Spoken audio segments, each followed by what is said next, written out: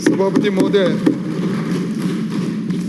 पिछले 90 मिनट से इस सदन में राजस्थान सार्वजनिक परीक्षा भर्ती में अनुचित साधनों की रोकथाम के अध्याय का संशोधन विधेयक पर विचार हो रहा है।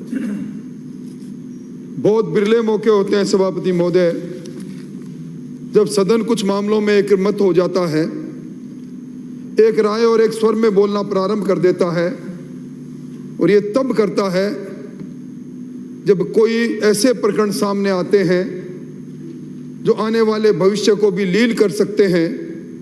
इस चिंता में सारे चिंतातुर हो जाते हैं। सभापति महोदय, सदन में हम बैठे हैं, हम सब लोग अपनी जिंदगी के उस दौर से गुजरे हैं जब एक अरमान के साथ जिंदगी में आगे बढ़ने के लिए, प्रतिस्पर्धा के लिए हमने अलग अलग समय में अपने जीवन में कोई न कोई परीक्षा निश्चित तौर पर दी होगी।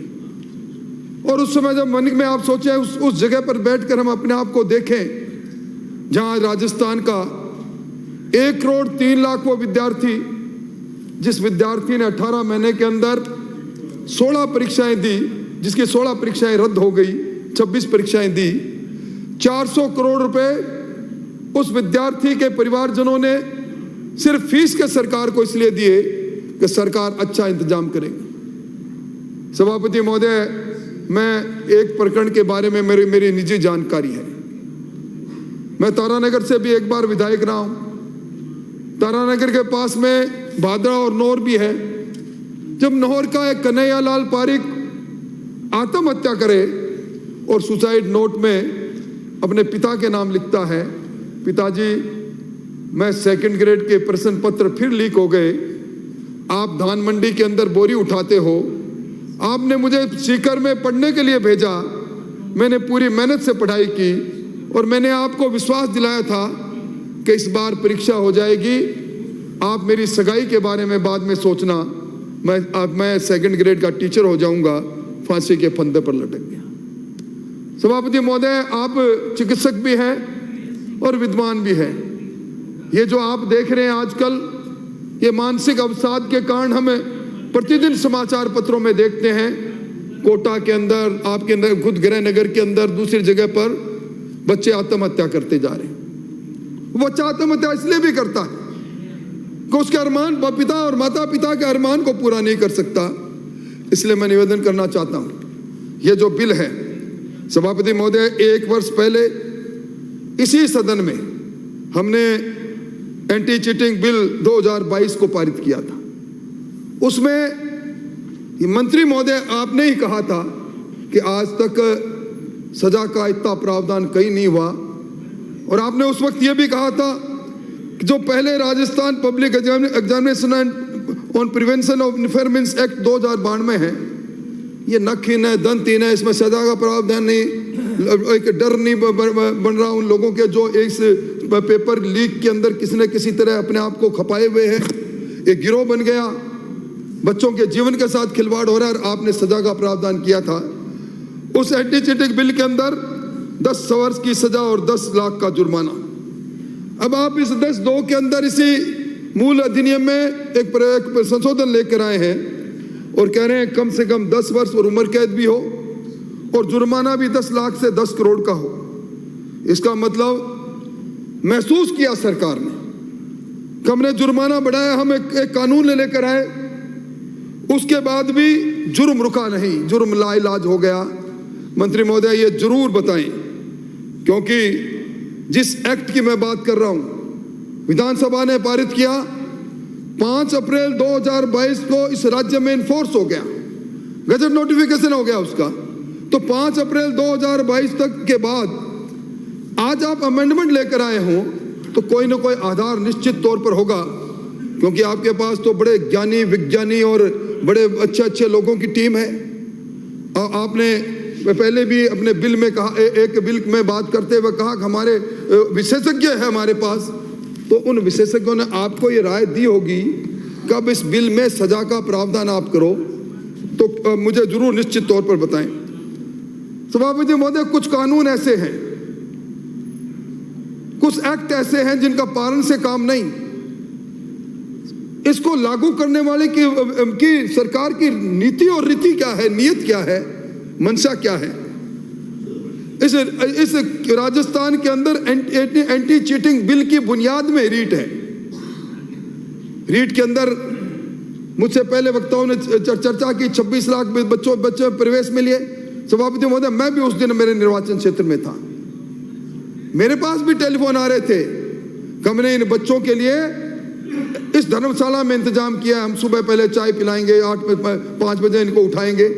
उस धर्मशाला में इंतजाम करने वाले उस व्यक्ति के को किसी बच्चे का नाम मालूम नहीं था। रीटोत्सव है, यहां से लंबी चौड़ी मुख्यमंत्री जी की अपील जारी की गई।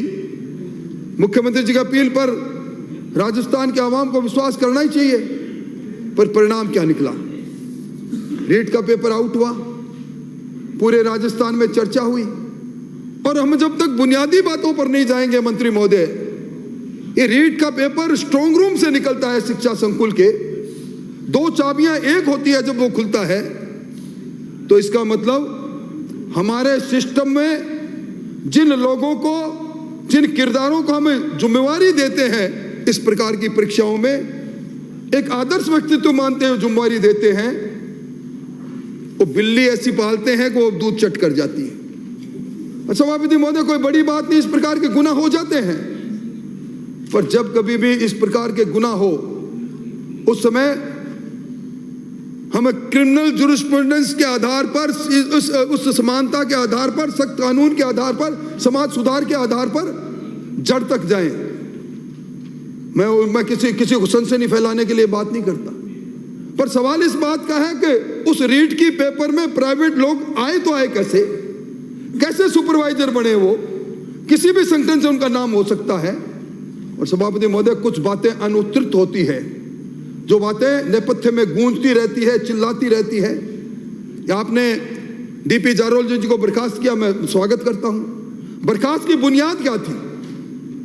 आपने अगर उनको ऐसे ही बर्खास्त कर दिया, बिना कारण से बर्खास्त कर दिया, तो गलती कर रही है बहुत बड़ी। और अगर आपके पास कोई बुनियादी ठोस आधार था, वो कहीं न कहीं लिप्त थे, तो उस गिरोह में कौन कौन शामिल था, आगे क्यों नहीं बढ़े?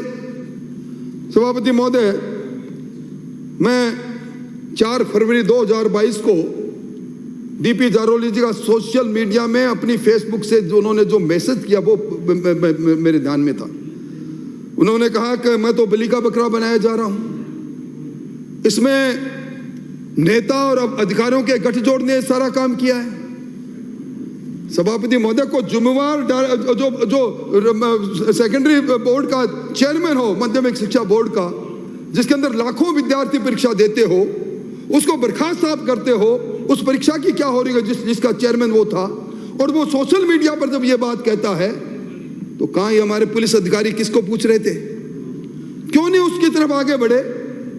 इसलिए मैं निवेदन करना चाहता हूं कि कुछ मामले ऐसे हैं जो मामले निश्चित तौर पर हम जब ऐसे संगठनों की, ऐसे लोगों की सरपरस्ती करेंगे, चाहे बीजेपी करे चाहे कांग्रेस करे, तो फिर बलजीत यादव निकलेगा जो कहीं ना कहीं दौड़ता नजर आएगा। मुझे इस नौजवान की प्रशंसा करने में संकोच नहीं। कितने एक साथ बलजीत यादव अलग अलग कोणों से निकल जाएंगे। सभापति महोदय, हम दलों की राजनीति करने वालों को लोग पीछे छोड़ जाएंगे। ये जमाना आ गया, क्योंकि जिस प्रकार अरमान टूटे जा रहे हैं, जिस प्रकार का वातावरण बना हुआ है, पेपर पर पेपर लीक हो रहे हैं, हर नौकरी बिकने को है।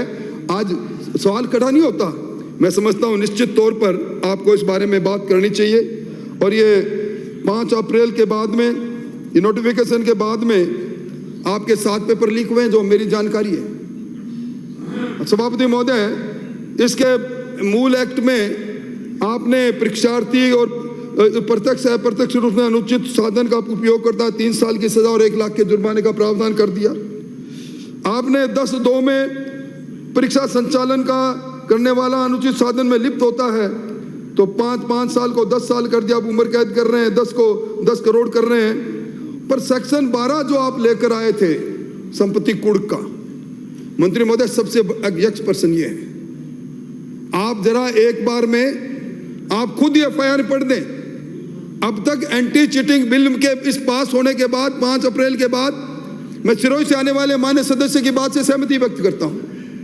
जब एंटी चीटिंग बिल हमने 5 अप्रैल को गजट में नोटिफाइड कर दिया, फिर एसीबी क्या है सभापति महोदय? एंटी चीटिंग बिल के प्रावधान क्या चाटने के लिए बनाए थे हमने? और एंटी चीटिंग बिल के अगर प्रावधान लागू हो गए हैं तो संपत्ति जब्त क्यों नहीं सभापति महोदय? वो किस कारण से, क्या क्या क्या कौन उसके पीछे है? मैं सच्चाई से बोल रहा हूं मंत्री महोदय, क्योंकि गंभीरता तो अपने आसपास आएगी नहीं। सभापति महोदय, कुछ बातें ऐसी है जो कहते हैं ना इनहेरेंट हो जाती है। मंत्री जी तो हमेशा ही अब बैठेंगे, बैठते ही कहेंगे नेता प्रतिपक्ष ने तो यूं ही कह दिया, ये कह दिया, और उसके बाद बैठ जाएंगे। मेरे को संशय तब हो जाता है जब बिल पायलट करने वाले मंत्री का नाम राजेंद्र सिंह यादव होता है और बिल के इस रिप्लाई करने वाले मंत्री शांति धारीवाल आ जाते हैं, तो मैं समझ लेता हूं ना सरकार गंभीर है, ना सरकारी नीति और नीयत साफ है। सभापति महोदय, अभी हाल फिलहाल एक चर्चा का विषय गोपाल केसावत की बात भी है। गोपाल केसावत के मामले में सिरोही से आने वाले माननीय सदस्य जो हरदीप सिंह एडवोकेट साथ में था, वो मेरे यहाँ का है। वो हरदीप सिंह एडवोकेट मुझसे मिलता रहता है। सभापति महोदय, मैं उस सारी चैटिंग के सारा मेरे को इतना दे के गए, मैं आपको जरूर भेजूंगा। क्या बोल रहा है? 25 लाख रुपए पहले दे दो, परीक्षा में पास होने की बात हो गई। वो कहता है कि मेरे फूफा जी वो भी मुझसे पूछ रहे थे कि 25 लाख दो तो देंगे, पर इन 25 लाख का पैसा कहाँ जाएगा? कहता 3 बजे आ जाना, मंजू शर्मा के पास ले जाऊंगा। और फिर कहता है कि मैंने मालूम नहीं क्या 5 RS पैदा कर दिए पिछली बार में, और आज 2:30 बजे CMR में जा रहा हूं ट्रांसफर करवाने के लिए। ये चांदी का चरखा, ये सोने के तार कहां लेके जाएंगे इस व्यवस्था को? घुमंतु जाति के अंदर आदर्श व्यक्ति ढूंढा आपने, उसको राज्य मंत्री का दर्जा दिया आपने। मैं कोई सनसनी फैलाने के लिए बात नहीं करता, पर हमें सिस्टम पर जाना पड़ेगा। कौन है ऐसे लोग? सभापति महोदय, हर जगह पर हम अलग अलग राजनीतिक चश्मे से देख सकते हैं। आपने कभी संयम लोढ़ा राजेंद्र राठौड़ को एक लय में बोलते देखा? आज संयम लोढ़ा बोल रहे थे, उस नौजवान की आंखों से चिंगारी निकल रही थी और मेरे आंखों से आंसू निकल रहे हैं।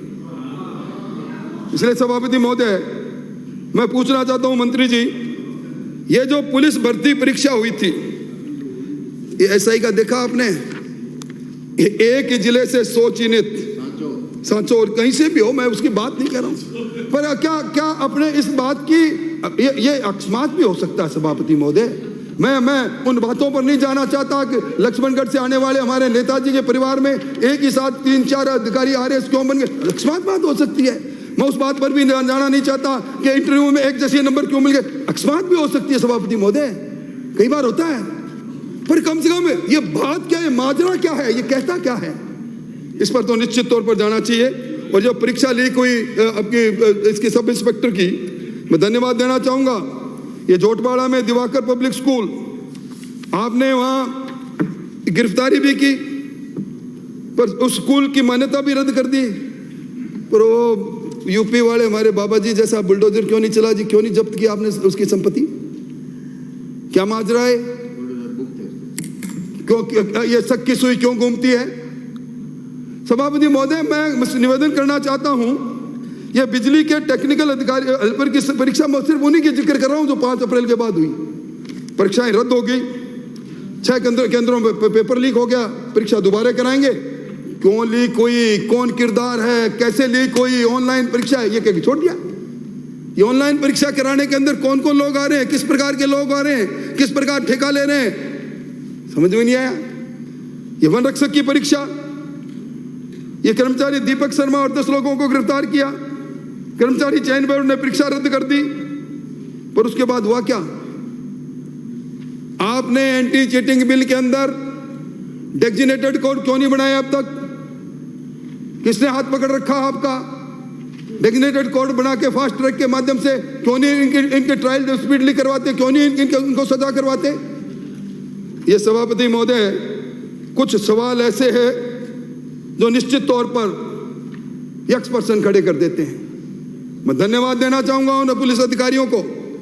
2nd ग्रेड के टीचर में एक नया आप तरीका निकाल दिया, चलती बस चले, पीछे से मैं माइक पर भाषण दे रहा हूं, क्वेश्चन पेपर हल करा रहा हूं। कितना कॉन्फिडेंस है उस व्यक्ति में जो पेपर लेके निकला है, वहां से सवारी बैठा रहा है, लग्जरी बस के अंदर कहता है आ जाओ, तुम्हें मैं परीक्षा में रुक के रुकूंगा नहीं, वरना मेरी लोकेशन आ जाएगी। लो पर्सन पुलिस ने पकड़ा। ये सुरेश डाका, ये भूपेंद्र सारण, ये किसकी फेसबुक चला रहे थे? सोशल मीडिया है सभापति महोदय, मेरी फेसबुक खोलो, आपको यहां बैठे बैठे मालूम पड़ जाएगा मैं कल क्या कर रहा था, परसों क्या बोल रहा था। ये किसकी फेसबुक चला रहे थे? क्यों आप हाथ पर हाथ धरे बैठे हो? जब तक हम चेहरे से नकाब को नहीं उतारेंगे सभापति महोदय, वो किसी के चेहरे पर भी हो सकता है। ये मसला कुछ इसी तरह का है जिसके अंदर कोई पार्टी की बात नहीं, या नौजवानों के अरमानों की बात है, राजस्थान की बदनामी की बात है। सभापति महोदय मैं बात खत्म कर रहा हूं। मेरे पास एक सिलेक्शन किया हुआ आरएस आया, उसने कहा डॉक्टर किरोड़ीलाल जी ने जिस दिन अपनी प्रेस कॉन्फ्रेंस की, रोता हुआ आया और कहने लगा इसका मतलब है कि हम सब लोग, मैंने तो बड़ी मेहनत से पास किया, आप मेरे परिवार को जानते हो, एक रिटायर्ड पटवारी का लड़का मैं जानता हूं उसको, वो परीक्षा देने आया तो मेरे घर में रुका एक दिन। तो वो कह हमारे सब पसंद है। आज इस प्रकार के वातावरण को तोड़ोगे नहीं तो अब तक आरपीएससी ने जितनी परीक्षाएं की है, बाबूलाल कटारा सिटिंग में वहां का आरपीएससी का सदस्य, एक स्टैटिस्टिक्स अफसर। सभापति महोदय मैंने अखबार के अंदर उनके उस बंगले की तस्वीर देखी। किसका इंतजार हो रहा है? उस बंगले को सीज क्यों नहीं कर रहे आप? बाबूलाल कटारा की गिरफ्तारी के बाद उसके भांजे के अलावा उसके तार कहां जुड़े, क्यों नहीं तार जोड़ रहे हम? दूसरे कामों में तो बढ़िया, आप 1 मिनट में टेलीफोन टेप करते हैं, दूसरा काम करते हैं। ये सारे सवाल इस बात को कह रहे हैं कि निश्चित तौर पर जिस प्रकार की हालात बनी है, आप एंटी चीटिंग बिल के अंदर संशोधन लेकर आओ, सजा का प्रावधान बढ़ाओ, कुछ नहीं होगा। सभापति महोदय बहुत से लोग, हम सब राजनीति करते हैं, हमारा एक एक कदम सोच समझ के उठाते हैं। ये जन संघर्ष यात्रा आरपीएससी के आगे से ही क्यों निकली? ये पैरों पर छालों की कसम आरपीएससी के आगे से चलते हुए किसी ने क्यों खाई? ये शहीद स्मारक पर खड़े होकर कहा तुम्हारा अरमान है नहीं टूटने दूंगा। या आरपीएससी के भंग करने की मांग मैंने तो नहीं की। हो सकता है आज अलग हो गए हो, उन्हीं के हस्ताक्षर के टिकट पर सभापति महोदय आप और ये आपके अध्यक्ष जी जो मंत्री जी, इन्होंने चुनाव लड़ा था, वो लिख रहे थे प्रदेश कांग्रेस कमेटी का अध्यक्ष। क्या ये बातें जमाना देखेगा नहीं? मैं उनसे भी कहूंगा इस मंच के सदन के माध्यम से, आज नहीं इस राजस्थान का जवान पूछेगा कि आज आरपीएससी जिसमें एक नहीं, बाबूलाल कटारा जेल में है, 2 लोगों के नाम आ गए, चीटिंग में चैट में नाम आ गए, केसावत के साथ जुड़ाव का नाम आ गए, पूरी कुएं में भांग है। भंग क्यों नहीं करते आप? अगर वास्तव में पाक साफ हो तो मैं निवेदन करूं, यूपी की तरह आप एनआईए को बीच में क्यों नहीं लाते? आप यूपी ने एक्ट में डाल रखा है, अगर परीक्षा रद्द होगी तो जांच एनआईए को जाएगी, कराओ जांच। और अब इस जांच के पीछे सभापति महोदय ईडी आ गई। ईडी, ये ईडी की बात करते हैं, ये सामने वाले कहते हैं ये ईडी दिल्ली से आ गई। कितना ब्लैक मनी का ट्रांजैक्शन है मंत्री महोदय, आपके पास कई कंपिटेंट अधिकारी बैठे हैं, ईडी क्यों ही नहीं आई? और मैं आज इस सदन में कहता हूं, कल फिर कहोगे कि राजनीतिक चश्मे से ये बात देख रहे हैं, ये ईडी आई है, प्रमाण आए हैं, ये पैसा कहां से कहां गया है, ये सारी बातें सामने आई है। मैं निवेदन करना चाहूंगा, सेक्शन 17 में डेजिग्नेटेड कोर्ट क्यों नहीं आज कितने महीने गुजर के खोले आपने ये रीट की परीक्षा? और मैं अंत में यही कहूंगा कि सच्चाई के पर्दे अगर हटाना है तो निश्चित तौर पर ये गारंटेड बैच का सिस्टम बंद करो सभापति महोदय। सभापति महोदय बड़े इश्तेहार अभी भी जारी होते हैं, नौकरी में गारंटेड बैच, पहले 10 लाख की अगर तुम्हारी फीस होगी तो 1000 क्वेश्चन तैयार कराऊंगा और गारंटेड तू पास हो जाएगा। ये क्या खेल क्या इन कोचिंग सेंटर को रेगुलेशन के लिए हम कोई एक्ट नहीं ले आएंगे? आप ने इसी एक्ट के अंदर सेक्शन 15 में ये कहा था कि एसीपी ही के रैंक से नीचे का अधिकारी जांच नहीं करेगा। क्या एसीपी की एक इतनी हिम्मत है कि मुख्यमंत्री जी के सलाहकार के घर का दरवाजा खटखटा के कहें कि आप जरा आरपीएससी के चेयरमैन साहब राज्य में क्या हमें पूछताछ करनी है एसीपी की हिम्मत कोई? क्यों नहीं आप इस पूरे मामले को सीबीआई को देते, जुडिशियल इंक्वायरी करवाते अगर पाक साफ हो तो? इसलिए मैं निवेदन करना चाहूंगा, अगर पाक साफ है तो जुडिशियल कमीशन बनाओ और अब तक के आरपीएससी की जितनी परीक्षा आरपीएससी ने ली है सबकी जांच कराओ। और ये जो अभी जिन केसावत साहब को और कटारा साहब को 1-1 मिनट में बिना रिमांड के भेजा है, पुलिस उनको प्रोटेक्शन वारंट पर वापस ले, उनसे पूछताछ करे। और इसके अंदर चाहे कोई भी हो, किसी का भाई हो, किसी का दामाद हो, किसी का बेटा हो, इनके चेहरों से निकाब निकालो और राजस्थान के नौजवानों को न्याय दो, वरना यही नौजवानों की आह इस सरकार को भस्म कर देगी। मैं जुम्बारी से कह रहा हूं। आपने समय दिया, धन्यवाद। माननीय प्रभारी मंत्री जी।